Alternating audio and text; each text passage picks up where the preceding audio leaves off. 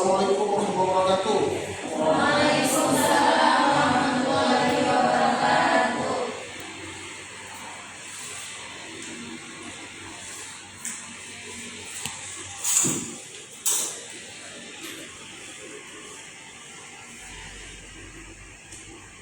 Sebelum saya mulai, pada mahasiswa-mahasiswi hari ini adalah mata kuliah kita hukum acara pidana. Untuk itu, saya ucapkan dulu Assalamualaikum warahmatullahi wabarakatuh.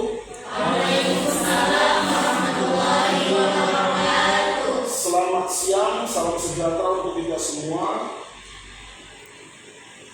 Para mahasiswa, mahasiswi Prodi Ilmu Hukum Unpad dengan materi kuliah hukum acara pidana. Sebelum kita mulai perkuliahan, marilah kita berdoa kepada Allah Subhanahu wa Ta'ala, Tuhan Yang Maha Esa, agar perkuliahan nanti pada hari ini mendapatkan berkahnya untuk kita bersama. Untuk itu, sesuai dengan agama dan kepercayaan masing-masing, doa kita mulai.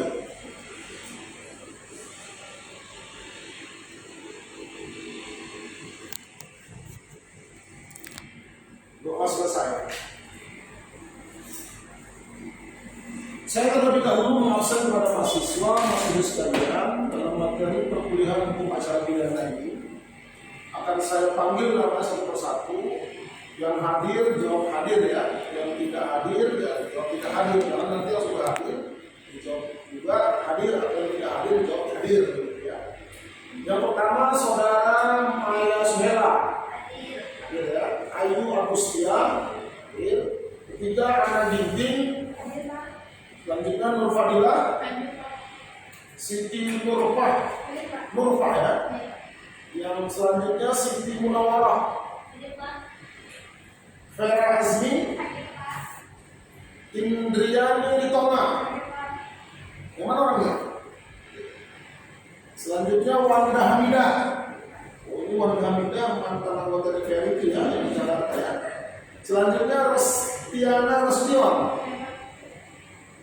Yang selanjutnya Iwansa, Nur Candika Dina, Nur Candika ya.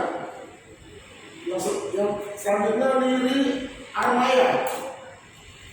Terima kasih, berarti di sini hadir semua ya peserta materi kuliah hukum acara pidana.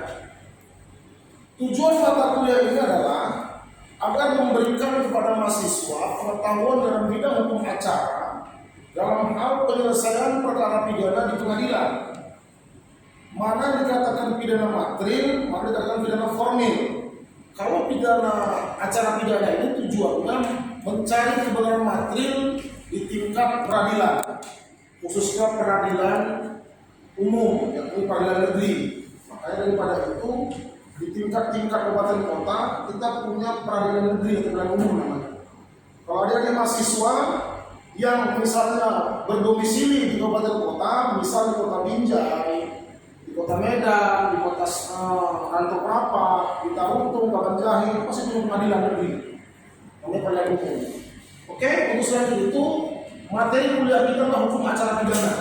Saya akan berdiri Bapak, adik semuanya, berdiri dalam hal menerangkan hukum acara pidana ini. Hukum acara pidana adalah aturan-aturan hukum yang dalam pengetahuan kita sehari-hari adalah alat perlengkapan dalam hal menyelesaikan kasus perkara pidana di persidangan. Ada namanya alat perlengkapan. Alat perlengkapan itu disebut siapa? Secara umum adalah ada polisi, ada jaksa, ada hakim, ada lapas, lembaga pemasyarakatan. Polisi, jaksa, hakim, lapas. Inilah disebut dengan atau sistem peradilan pidana. Tapi dalam hukum acara pidana ini adalah ada lembaga yang mempertahankan alat kelengkapan dalam hal memproses perkara pidana di persidangan. Yang pertama, kapan seseorang itu bisa diproses? Pasti karena ada laporan, lapor atau pengaduan.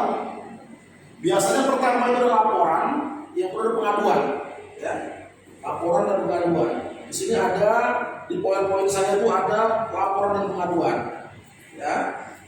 Oke, kita kasih contoh atau kita lihat dulu laporan itu apa saja pengertiannya. Ya.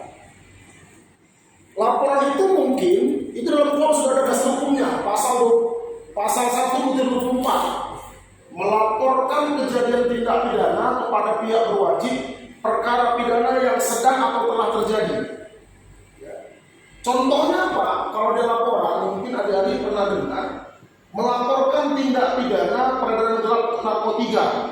Itu namanya laporan. Yang kedua namanya pengaduan. Kalau pengaduan adalah melaporkan seseorang tentang dirinya sendiri yang merasa dianiaya. Contoh tidak benar pencurian, penganiayaan, itu kita sendiri yang kena. Kita sendiri yang tertimpa musibah. Tapi kalau melaporkan kejadian tindak pidana peredaran narkotika, laporan terjadi ada kebakaran secara lalu lintas, itu laporan. Belum tentu kita sendiri yang merasa dirugikan.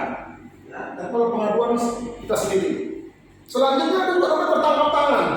Mungkin ada di poin-poin kita, itu tertangkap tangan itu pasal 1/19 KUHP. Tertangkap pada waktu sedang melakukan tindak pidana.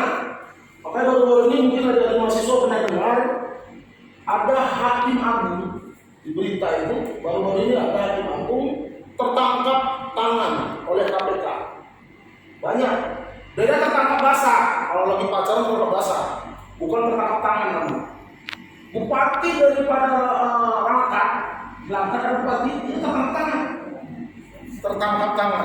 Tertangkap pada saat waktu sedang melakukan tindak pidana, atau tertangkap pada segera sesudah, dan tertangkap saat kemudian diserukan halayak ramai.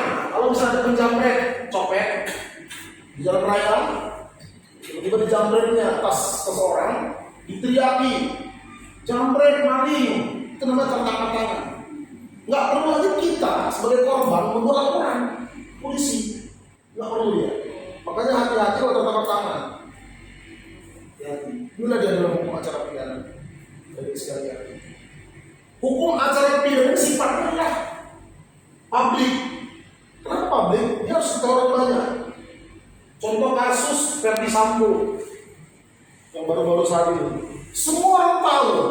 Terakhir dari istrinya tahu, keluarganya tahu, siapa teman-temannya yang membackup lah ya, polisi-polisi lainnya tahu. Itulah hukum acara pidana. Dia sifatnya publik, berbeda dengan hukum yang bersifat privat. Kalau privat itu contohnya apa? Perdata, hukum perkawinan. A dengan B itu namanya perdata, hubungan perkawinan antara A dengan B. Kalau masuk ke ketiga pun perdata juga. Tapi kalau pidana ini hukum acara pidana sifatnya publik, bersifat ataupun menyangkut orang banyak.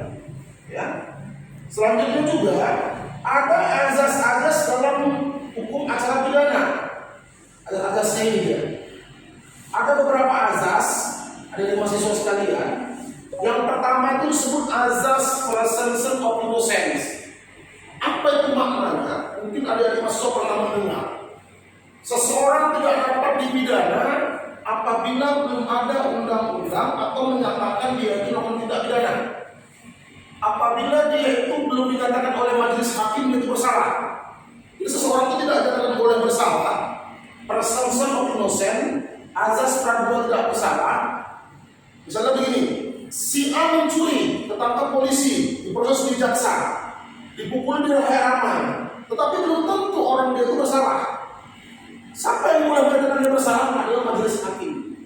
Hakim yang mengetuk palu persidangan, dia tidak bersalah. Itu adalah hukum acara pidana. Jadi kalau kita menuduh seseorang, kau salah mencuri, tidak ada seperti itu.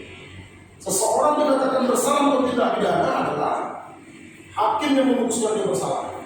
Mungkin saja dia tidak bersalah, ada alasan pemaaf. Mohon maaf, apa alasan pemaaf? Dalam hukum acara pidana dikenal dua, ada alasan pemaaf dan alasan pembenaran. Yang pertama mungkin dia karena kelaparan, dia mencuri, belum tentu bisa dipidana. Memang nggak makan dia 3 hari. Kan bisa saja seperti itu kan? Atau misalnya adik-adik mahasiswa mau dijamret oleh seseorang karena kita pemain karate, kita pukul yang penjamret, belum tentu kita dipidana. Babak belur yang dipukul, ya kan bisa seperti itu banyak terjadi kan di lapangan. Baru-baru ini mahasiswa Unimed mau dirampok, mau dijamret, ya. Tetapi setelah mau dijamret, dilawan sama si korban. Ternyata korban pemain karate, pemain taekwondo, sehingga baku hantam terjadi, pukul-pukulan terjadi, maka yang dijamret luka-luka, kan begitu. Terus tiba-tiba kita dilaporkan, orang kita mau dirampok kok dilaporkan, itu belum tentu dipidana. Itu tadi. Selanjutnya juga ada asas-asasnya hakim bersifat langsung dan lisan dalam pemeriksaan. Ini yang paling penting dalam hukum acara pidana itu adik-adik sekalian. Pertama sekali hakim itu membuka persidangan, pasti dikatakan ada seperti ini kalimatnya. Sidang perkara pidana atas nama terdakwa A dinyatakan dibuka dan terbuka untuk umum. Dia harus dilakukan secara lisan dan langsung di depan terdakwa sendiri. Tak boleh terdakwa yang tadi mana-mana. Kecuali pada saat sekarang ini, kemarin beberapa tahun lalu ada COVID, terdakwa dari rutan ya. Yang ketiga, pemeriksaan terbuka untuk umum. Ini sudah ada, saya katakan. Ada oportunitas, ini adalah penuntut umum yang berhak mengajukan ataupun yang menuntut seseorang melakukan tindak pidana. Dan asas legalitas, seseorang dapat dituntut hukuman karena ada aturan hukumnya, kalau ada nggak bisa dihukum. Yang kanan diperlakukan sama, equality before the law, di depan dan di hadapan pengadilan. Ya. Tersangka dan terdakwanya berhak mendapat bantuan hukum. Ini seperti ini contohnya. Kalau ada pelaku tindak pidana pembunuhan, si A melakukan tindak pidana pembunuhan, diancam dengan pidana penjara selama 15 tahun. Barang siapa dengan sengaja mengambil nyawa orang lain, itu pasal 338 namanya di KUHP, maka dipidana penjara paling lama 338 itu paling lama 15 tahun. Tapi kalau 340 karena ada direncanakan terdahulu, bahasa Belandanya voorbedachtrak, bahasa Belandanya ya. Voorbedachtrak itu pembunuhan yang direncanakan. Kalau 339 trapping of heterdak, karena berjumpanya dengan seseorang, artinya pada saat melakukan pembunuhan perbuatan dengan seseorang. Kalau 338 pembunuhan biasa, bahasa Belanda doslap, itu ancamannya adalah 15 tahun, 340 hukuman mati. Ini sebenarnya kalau kasus Ferdi Sambo ini bisa hukuman mati, harus direncanakan terlebih dahulu. Ya, itu dia. Lanjut, ada juga ajas akusator dan inkuisitor. Ini dia. Kalau inkuisitor kedudukan tersangka sebagai objek dan akusator tersangka sebagai subjek. Oke. Yang terakhir, penilaian cepat sederhana dan ringan. Ini ada di mahasiswa. Hukum acara pidana itu sebenarnya sidangnya bisa cepat, sederhana dan ringan. Kalau perdata itu lama. Karena perdata ini kasusnya lawan satu atau satu lawan banyak lawan satu gitu. Perdata misalnya penggugat ada 10, tergugat ada 1, tergugat ada 1, lawannya 10 perdata. Kalau pidana enggak. Pidana ini biaya ringan. Kenapa biaya ringan? Tidak ada pidana itu membayar biaya perkara. Namanya terdakwanya melakukan tindak pidana pencurian, disidangkan sampai pengadilan. Tidak pernah dia disuruh membayar perkara pidana sebesar 50 juta, tidak ada. Terkecuali pidana khusus. Apa itu pidana khusus? Contohnya korupsi. Korupsi itu pidana khusus deh. Apalagi korupsi, selain itu illegal logging, pidana korupsi. Selain itu penghapusan hasil rumah tangga, PKDRT. Selain itu misalnya pidana khusus lagi, misalnya narkotika. Jadi kalau secara umum sebenarnya pidana khusus dengan pidana umum itu atau pidana umum ini adalah kalau ada pidana khusus itu minimal 2 hukuman pokok dilakukan atau dijatuhi kepada pelaku tindak pidana. Kalau misalnya pidana umum adalah 1 hukuman pokok saja. Misalnya pidana penjara selama 5 tahun sudah. Contohnya misalnya kasus penipuan. Kalau penipuan itu 372 dan 378 tentang 8. Orang menipu misalnya 1 miliar, dijatuhi pidana setelah 5 tahun, bukan 5 tahun, tidak dikembalikan itu tidak masalah. Nah, udah selanjutnya kalau ada yang bertanya berada di mahasiswa dipersilakan. Jadi secara cepat saja jadi. Ya silakan, dengan siapa nama saudara? Perkenalkan, nama saya Nur Fadilah. Nur Fadilah ya, silakan. Pertanyaan saya adalah, mengapa dalam hukum acara pidana sangat dibutuhkan ilmu-ilmu pembantu dalam penyelesaian perkara? Terima kasih saudara Fadilah ya, Nur Fadilah, luar biasa pertanyaannya. Saya apresiasi kepada saudara. Berarti ini sering membaca buku ini dan suka kepada ilmu hukum pidana. Terima kasih. Dalam ilmu hukum pidana itu untuk menentukan seseorang pelaku tindak pidana itu memang sangat dibutuhkan dalam penyelesaian perkaranya. Contohnya apa? Misalnya ada kasus tentang tindak pidana pembunuhan, yang dibutuhkan di situ kita satu contoh misalnya ilmu psikologinya. Dia membunuh itu karena apa? Itu psikologi, ilmu tentang kejiwaan.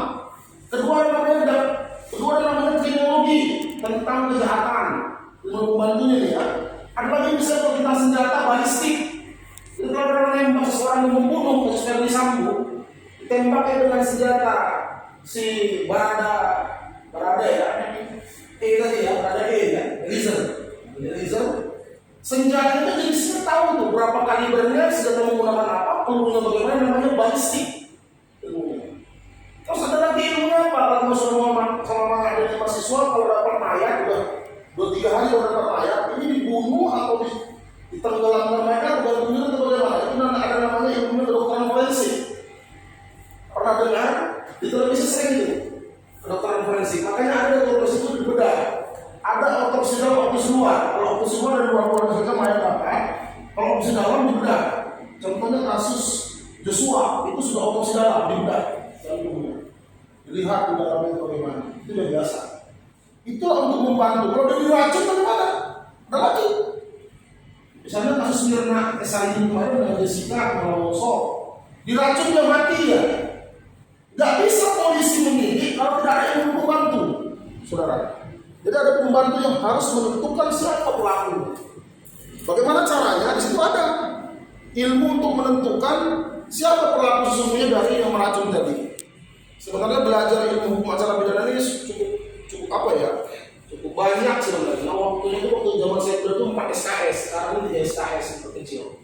Dulu saya seminggu 2 kali. Silakan ada lain yang bertanya.